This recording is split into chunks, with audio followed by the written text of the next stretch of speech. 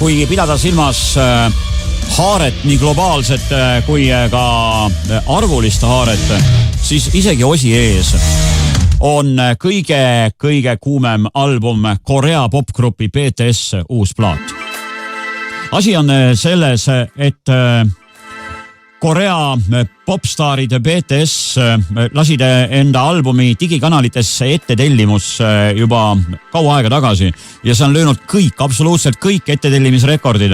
Nii downloadimis kui streamimis digikanalites, portaalides saate ju panna ennast kirja, et kui ilmub, siis saadetakse spetsiaalselt sulle personaalselt ja see on löönud rekordeid, sest see on miljoneid ja miljoneid. Ka Osil pole midagi selle vastu panna.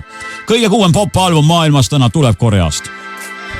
BTS-i plaadi nimi on Map of a Soul Part 7 on featuring Sia.